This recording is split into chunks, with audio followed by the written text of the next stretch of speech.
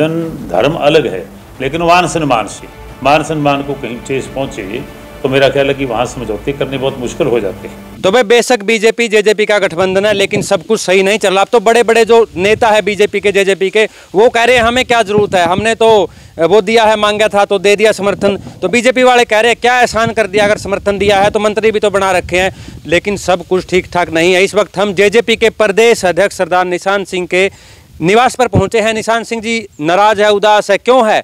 क्योंकि वो कहते हैं कि इस प्रकार की बयानबाजी सहन नहीं की जाएगी, मान सम्मान को ठेस पहुंचेगी तो वहां पर जो है समझौता नहीं किया जाएगा। तो चलिए जेजेपी के प्रदेश अध्यक्ष निशान सिंह जुड़ गए हैं, बड़ी जानकारी दे रहे हैं। और आपको बता दें, क्या आपको लगता है कि अब जो है सुबह शाम का गठबंधन रह गया है? आखिर इतनी बड़ी दरार क्यों आई और निशान सिंह जी आज क्या कहने वाले हैं? बने रहें TBN न्यूज के साथ। हमारी तरफ से भारतीय जनता पार्टी के बारे में कभी कोई शुरुआत नहीं की गई, कभी पहल नहीं की गई, ना हमारे किसी पार्टी के नेता ने ऐसी कोई स्टेटमेंट दी। उनकी तरफ से ही पहल हुई है। उनके प्रभारी विप्लव देव जी, पूर्व मुख्यमंत्री त्रिपुरा, उनकी तरफ से बात आई कि उचाना से तो मेरी दीदी अगली बार आप जिताओ। गठबंधन में चल रहे हैं हम लोग, और उचाना से हमारे जो वहाँ के नुमाइंदे हैं वो उसी सरकार में डिप्टी चीफ मिनिस्टर हैं, और एक रुतबे वाला व्यक्तित्व जो है वहाँ जा कर के ये कहा जाए कि यहाँ से तो दीदी जीतेगी, वह गठबंधन धर्म तो नहीं रह गया ना। इसलिए हमने ये कहा कि हमें आपत्ति है इस बात पे कि उनके भाजपा के प्रभारी ऐसी स्टेटमेंट क्यों दे रहे, को वहाँ से कोई ऐरा गैरा भी हो, वो रिप्रेजेंट करता है किसी हलके को, वहाँ से विधायक है तो वो तो आदरणीय होता है वहाँ के लिए। जब तक नए सिरे से कुछ चुनाव की घोषणा नहीं होती, उन चुनाव के बारे में हमारी पार्टियों का बैठ कर के कोई निर्णय नहीं होता कि कैसे लड़ना है, तब तक ऐसी स्टेटमेंट तो आपत्तिजनक होती है। हाँ बिल्कुल उन्होंने की थी, और हमने उस पर भी आपत्ति जताई थी। हमने भी कहा था कि मुख्यमंत्री जी का ये बयान इस तरीके का, अगर हमारी पार्टी की सरकार नहीं है तो फिर मंत्री किस बात के 13-14 महकमे क्यों दे रखे हैं? मंत्री तो सरकार में होते हैं। तो हमने ये आपत्ति जताई थी, और मुख्यमंत्री जी ने अपनी बात पे सुधार किया था। ये आप लोगों को कह दिया जो उस वक्त कॉरेस्पॉन्डेंट उनके साथ थे, कभी मैंने तो ऐसा नहीं कहा तुम लोग ये खबरें बना देते हो, तो मेरा मतलब वो बात ख़त्म होगी। अब नए सिरे से जो कहा गया वो हमें बात अखरी और अखरने वाली है। ऐसी बातें हजम करनी बड़ी मुश्किल होती हैं। गठबंधन है, गठबंधन को हम पूरी निष्ठा से निभा रहे हैं। 3.5-4 वर्ष हमारी पार्टी की तरफ से कोई बात ही नहीं आई, हमेशा स्मूथली हमने उसको चलाने का प्रयास किया।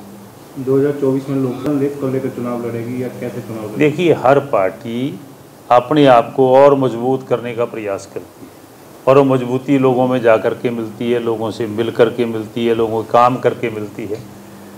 हम हर सीट के ऊपर 10 की 10 लोकसभा की सीटों पे और 90 की 90 विधानसभा सीटों के ऊपर अपना प्रयत्न कर रहे हैं, लोगों से मिल रहे हैं, अपनी पार्टी को मजबूत कर रहे हैं। गठबंधन होगा तो गठबंधन में जो निर्णय होंगे उस पर फूल चढ़ाएंगे, नहीं गठबंधन होगा तो अपने लेवल पे लड़ेंगे।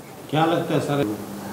देखो, हमारी तरफ से मैंने क्लियर किया ना, हमारी तरफ से कोई दरार, कोई ऐसी बात नहीं है किसी तरह की, ना कोई उनकी बात के ऊपर शुरुआत हुई, उसके बाद को वाद विवाद में कोई बात किसी ने कह दी हो तो अलग बात है, लेकिन बात भी काउंट होती है जो जिम्मेवार रिस्पॉन्सिबल लोग। डिप्टी चीफ मिनिस्टर हैं, उनके ब्रदर हैं दिग्विजय चौटाला जी, हमारे राष्ट्रीय अध्यक्ष हैं डॉक्टर अजय सिंह चौटाला जी। कोई ऐसी बात किसी ने नहीं कही जो किसी को उसमें ऐसा लगे कि मेरे बारे में गलत कहा गया।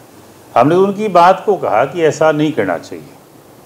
तो नहीं, वो ठीक है, उनको इस बात का रोष है, हमें भी रोष है। हम किसान पहले हैं, पॉलिटिकल बाद में है। किसान, हमने तो कहा है कि सरकार जो मिनिमम सपोर्ट प्राइस है सूरजमुखी की, सनफ्लावर की, वो किसान को दे।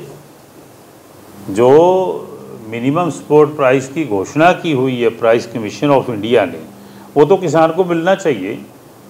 अगर उसको भावांतर योजना के तहत ले आओ, को 1000-1500 रुपये प्रति क्विंटल के हिसाब से किसान को नुकसान हो, तो उसकी भरपाई कौन करेगा? तो हम तो यही निवेदन करेंगे सरकार को कि किसान की बात को सुना जाए और उसको पूरा भाव देने का प्रयास करें। निशान सिंह कोई किसी से बात नहीं हुई, वो तो उनको पता होगा उनकी क्या बात है, किस बात के तहत उन्होंने किया ऐसा बयान दिया है।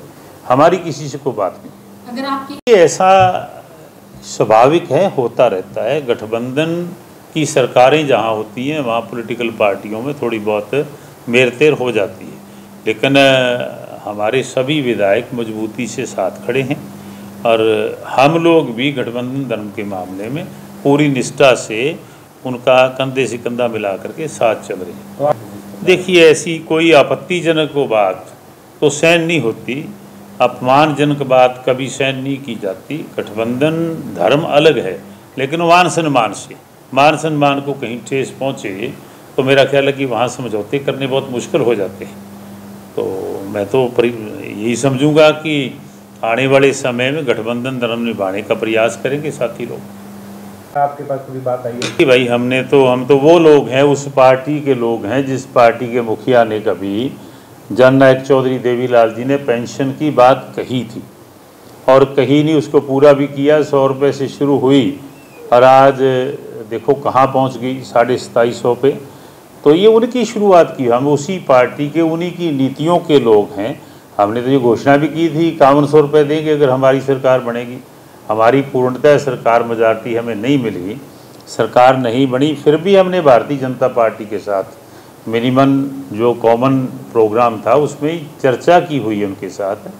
तो हमारा तो प्रयास रहेगा कि हम इसको बढ़ाने का काम करें। और समझ गया, उसके साथ साथ जो पेंशन होल्डर है वो ऐसे बुज़ुर्ग भी हैं जिन बुज़ुर्गों को चारपाई से उठ के जा नहीं सकते पेंशन लेने के लिए, वो ज़्यादा ज़रूरत होती है उनको पेंशन की।